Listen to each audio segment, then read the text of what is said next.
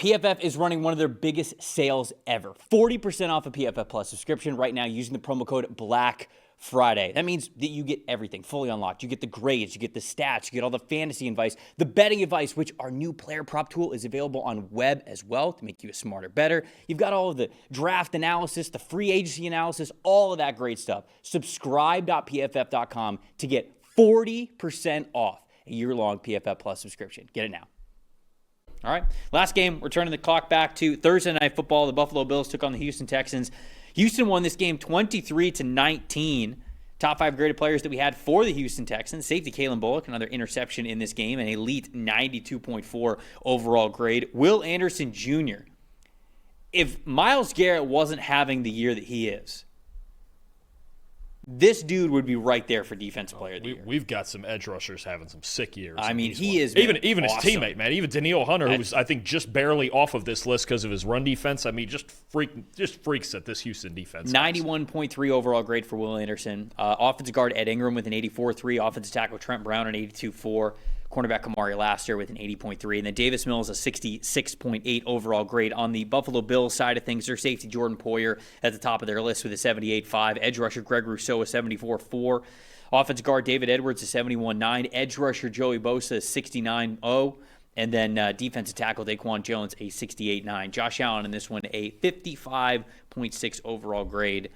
Stats told the story, Dalton. I've got some wild splits for you that really, to me, puts a cap on how much time Josh Allen had to work, okay? And 2.5 seconds is always that magic number for us, right? Yep. When things start to get a little unstable. Here we go. Josh Allen in 2.5 seconds or less, when he gets to release the ball in 2.5 or less, all right? 21 for 24, 205 yards, 2 big-time throws, and a 90 passing grade, all right? That'll do it. That'll do it. If you can get rid of the ball before the pass rush gets there, then we're looking pretty darn good, Josh Allen. When you get past that 2.5 second mark in this game, 3 for 10, 48 yards, 2 interceptions, 8 sacks, all 8 sacks. Ooh, yeah. And a 25 passing grade. Now, that might sound like, okay, it's a protection problem or it's a Josh Allen problem or something.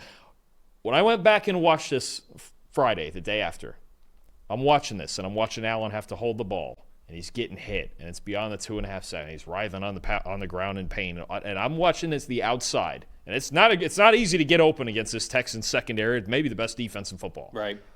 The Bills have a wide receiver problem. Dalton Kincaid was not in this game. Nobody's open.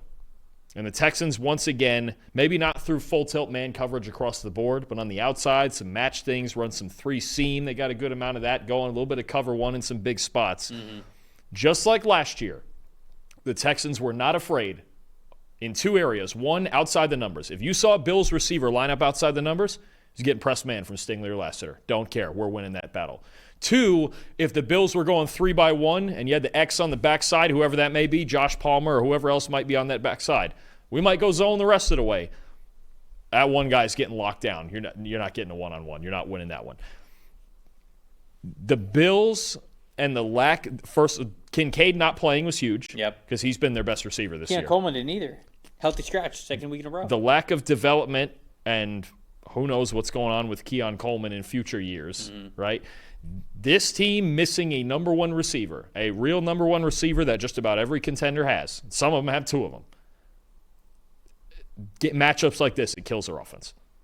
I think even when you play in a secondary like Kansas City, it's going to kill your offense. Mm-hmm. You're going to have a problem. The Colts are covering better lately with Sauce Gardner. You got to have guys who could get open. Right. There's no question. Here's the problem. Without Kincaid there and without the scheming that comes with Kincaid on the field and the personnel matching and all that, straight up, as simple as it sounds to say, they don't have guys who can get themselves open. Yeah. And when the Texans, at any point, again, it wasn't just, we're going to switch to be at a whole cover 1 defense across the board. But anytime those last 2 guys on the outside, if they're outside the numbers, and especially the X on the backside of certain formations, they're getting Stingley and Lassiter. And they're getting them right in their grill, and they're not getting open. That was a huge problem for me. So then when they're not open, Allen's got to hold the ball. You get 8 sacks beyond that 2.5 second mark. We're a train wreck. The Bills have multiple problems when it comes to trying to contend for a championship. One is their defense. And they gave up 23 points here to Davis Mills. Not great. But also the lack of a number 1 receiver against, you're talking about Denver, you're talking about maybe the Chargers, you're talking about Kansas City, Houston. Indy's got Sauce Gardner now. This is a problem. And if Kincaid, obviously Kincaid's going to be healthy most weeks for sure, and he's back in there, and that helps. But they don't have anyone at wide receiver anybody's afraid of. Yeah. And this is the game where they would have really needed him, right? And Sean McDermott, his quote about this, indicated earlier in the week that earning the team's trust back won't be an automatic process for him. So that's why there's 2 weeks in a row now that he's been inactive after reportedly missing that team meeting. That makes it sound like it's not going to be any process for him. Well, that's why it's like, okay, well, you probably needed him in this game, so having him miss one whole game, you would have thought that would have been punishment enough. And now that he misses 2 in a contest that you really needed, coming into a short week in which a guy who didn't play a game and was well rested probably really would have helped you, that makes me wonder how long we're going into this and just how little faith they have in Keon Coleman and how much they might be sick of him. So I know I'm not like trying to manufacture something, but they needed Keon Coleman in this game. And again, he didn't play last week. He was fresh. That's not a good sign. To me, the pressure percentages on both sides of the ball are why the Bills didn't win this week. In Week 12, they had a 41.3 pressure percentage allowed, so how often Josh Allen was pressured. If you went to all of the teams that were in Week 11, that would have been the second worst in the NFL. So just to give you guys a perspective of what 41.3 of a pressure percentage means, that was second worst in the NFL in Week 11.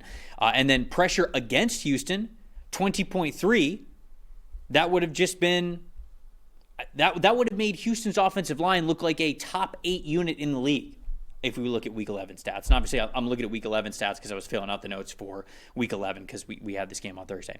So that's not going to get it done on either side of the ball. You fail to protect your quarterback against pressure, and you fail to generate pressure against the Houston Texans yourself. To me, the Bills lost this game because they lost in the trenches on both sides of the ball. They were the worst team in of the two. They were the worst team in the trenches on both sides of the ball. You're never going to win like that. Houston defense continues to be so impressive to me. They are number 1 in the NFL, which is 16.5 points allowed. They have an 80.9 overall defensive grade. That is 4th in the league. And they will get C.J. Stroud back at some point, we think. They're going to be healthier. Their offensive line's playing a lot better right now than it was at the beginning part of the season. They are 2 games out of the division. Watch out for Houston, man. They're very much alive in this race. Absolutely. And let's get into Will Anderson Jr. for a second. As you mentioned, if Myles Garrett didn't exist, he might be the defensive player of the year right now. The only 2 edge. I'm mad because I said that at the beginning of the year. You did. I had him as my defensive player of the year. I think did I take Stingley? I think I took Derek Stingley. I think we both picked, yeah. All right, so we got the right Texas team. Guys. We did get the right team. We almost got the right team. Well, you're right. Look at the edge rushers right now. Technically, we were both wrong. Highest graded edge rushers: Myles Garrett, Micah Parsons, Will Anderson. Yeah. If you don't already have Anderson in that category in your head of one of the elite edge rushers in the league, he's there. Put him there. Yeah. Because it's not just good young player anymore. He is one of the most dominant players in football. And then you have Danielle Hunter on the other side, 8th in those rankings, also just a freak of nature. And when you look at pass rush grade, 2 of the top 6 guys in the NFL right now. It's just ridiculous what they can do with just a 4-man rush. They don't have to blitz you at all. They can get in man on the back end. They can get in zone. Got a talented secondary that turns the ball over. The linebackers look really good too in run defense. So I think you look at this Texans defense and you just go, man, offensively, just give them a chance. They've only given up 20 points. 20. 3 times this year, Trevor. That's silly to me. Anderson in this game, 9 pressures, 3 sacks, a 28% pass rush win rate. They just need a shot. And for them to have gone also, credit to them, 3-0 in 3 games started by Davis Mills. How valuable has he been to their success? Just doing just enough to get wins for this defense, including in their highest scoring game of the year against Jacksonville, that big comeback they had a couple weeks ago. That's going to loom large as well. And then you look, the next 2 games. This is another team. The next 2 games, you can come out with one of them, especially the first one. You got the Colts and the Chiefs. Yep. But with their defense, kind of like their chances. After that, though, here we go. Cardinals, Raiders, Chargers, and then Colts, which that might be the flex game the last week of the year. But yeah, it might. They mess around. Might be for the division. They mess around and go into Indy and win this week with their defense the way they're playing. The division's wide open. You got a decent back-end stretch there. Even though they have to go to L.A. and play the Chargers, Chargers can't block anybody. Yeah. I might take the Texans to win that game if they were playing right now. So this AFC South, I think that's one of the big developments this week. It was, the talk was always, it was going to be about the Chiefs getting a big win over the Colts and all that. But these two teams winning, Houston and Jacksonville, and staying in this thing this late with the Colts off to their hot start, you got a wide open race right now. And there's some huge games coming to the Colts. They got a difficult schedule, man. It's not going to be easy. I love this league. It's so much fun.